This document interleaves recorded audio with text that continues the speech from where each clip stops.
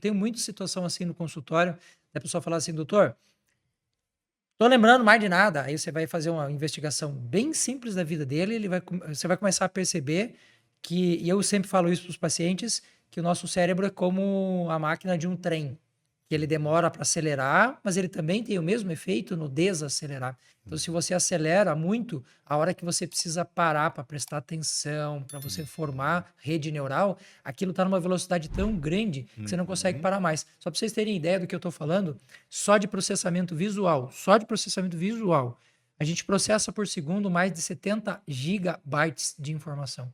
Cara, Coisa. pensa um computador que você compra agora, você fala: vou comprar um computador de 1 tera. Pensa o quanto que o teu cérebro processa de informação. Imagine isso na frente de um telefone celular, isso na frente de um computador. A hora que você precisa parar para dizer agora isso aqui eu vou guardar, o trem já passou. Já era, né? E o que acontece? Não se prestou atenção naquilo pelo fato de ser, né, em excesso, né? Então é muita informação vindo todo o tempo. E, claro, né, também nós geramos a intoxicação informacional, né? Porque criamos uma espécie de infomania que temos que buscar informação a todo custo, mas é aquela informação para ser consumida, tá? Mas não uma informação para gerar algo que é o que nos leva à memória, que é conhecimento, que é aquilo que é significativo. Júlio, você vai surpreender, né? Talvez a galera de casa aí vai se surpreender num programa. Faça esse exercício, num programa que ocorre lá para o dia 29, 30 de dezembro, chamado Retrospectiva 2023. Cara, faça esse exercício, né? Às vezes eu faço isso. No ano passado acabei não fazendo, mas, né, acabei vendo depois aí a gravação. Façam isso. Vejam quantas coisas aconteceram naquele ano que você passou, tá? Que naquele momento que aconteceu, a mídia, o teu celular bombava, tudo estava mostrando só aquilo, tá? Você sabe o que aconteceu hoje, né? Você acompanhou aí as notícias? De notícias? Você viu que acompanhou? Você viu o que aconteceu hoje, né? Não, não vi. É brincadeira aqui. Não tem problema, Me tem amanhã. surpreendeu. Ah, Você já ficou, mas o que eu perdi? Calma, tranquilo, amanhã tem outra, interessante né? isso, Depois né? tem outra, tem outra, tem outra. Nós vivemos desse consumo. E aí o que acontece? Né? Foi brincadeira aí, Júlio, Sim, peguei sim. você. Boa, boa. Nós Pô, eu já ficamos fiquei assim, preocupado, claro, cara. O que eu lógico, perdi, né? velho? Você viu o que aconteceu hoje? Não tem problema. Amanhã vai acontecer outras coisas, e amanhã vai ser martelado outras coisas, outras coisas, outras coisas. E o que vai acontecer? Né? Você vai esquecer. Né? E aí é um problema seríssimo, né, Júlio? A falta de memória. Né? A falta de memória que eu digo é para você, inclusive, tornar significativo o seu presente com base no seu passado. Né? E isso não só em termos individuais, como coletivos. Né? Imagine que nós passamos por uma pandemia. Olha que foi a experiência da pandemia, mas nós não produzimos referências chamadas minêmicas, né? Ou seja, referências de De memória memória. para isso. Por exemplo, nenhum monumento nós criamos. Porque o monumento é aquele espaço onde tu tá lá com teu filho e fala: filho, isso aqui foi por conta de tal questão. Então você está produzindo uma memória ali, né? Uma memória contínua. Claro que precisa ser dito algo mais além daquilo que estaria exposto. Olha só o que os americanos fizeram com o fatídico 11 de setembro de 2001, né? Se você vai lá no Marco Zero, cara, né, não sei se você já teve a oportunidade lá, Não, não cara, fui. um dia que você for lá, você vai ver, assim, eu presenciei aquilo, é impactante. Cara, deve ser uma energia É fodida, né? impactante, cara, porque eles não construíram outro prédio ali, eles não fizeram outras coisas. Eles fizeram o Marco Zero, eles fizeram lá um poço, né, que você, pela sua capacidade de visão, você não consegue ver o fundo, então é bem interessante, parece que o poço é o infinito, né? E aí você vê todos aqueles nomes, cara, chega a arrepiar, assim, né? Nossa. Até porque, para nós também, né, a gente lembra o que a gente estava fazendo naquele momento, mas mesmo para quem nasceu depois, para quem não vivenciou aquele momento, é uma referência de memória. Olha, para que isso aconteceu? O que houve?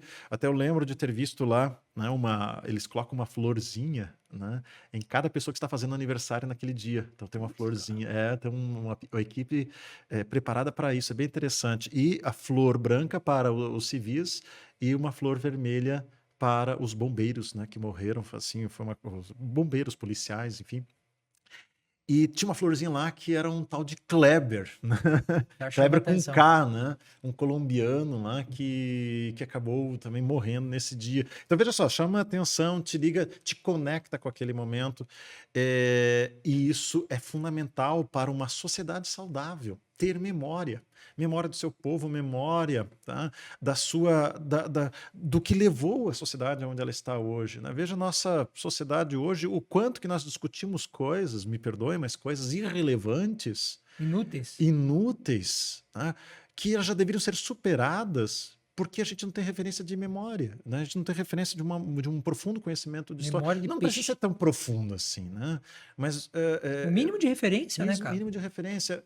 Uma tia minha, nossa, ela é irmã da minha mãe, né? Ela, veja, ela não completou o ensino fundamental, ela não fez, né, doutorado, né, nada dessas questões acadêmicas tal. Mas o conhecimento que ela tem de história, assim, ela mora em Porto Alegre, né?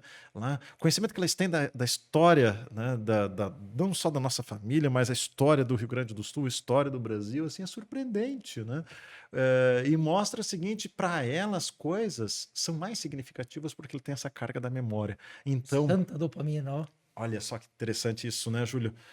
A falta de memória, né, deixa a nossa vida menos significativa. E como que você vai ter felicidade numa vida menos significativa, né?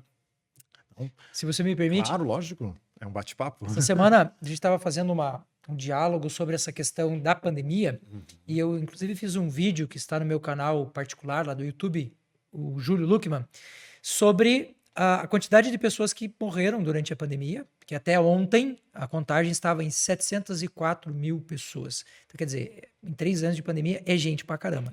Mas só para tu ter uma ideia, por ano morrem no Brasil 401 mil pessoas por problemas cardiovasculares, que poderiam ser evitados. 90% deles poderiam ser evitados. E a minha briga hoje na nutrição é para as pessoas poderem entender a diferença entre encher a barriga e comer bem. Porque a maior parte dessas mortes vem de um processo de alimentação ruim, de um estilo de vida, que é o que você está falando agora. Você corre, você faz bike, você nada. E, putz, cara, a galera ainda não entendeu, mesmo olhando para nossa história, e talvez essa informação até nem chegue em todas as pessoas, e aí entra um papel fundamental de um espaço como esse.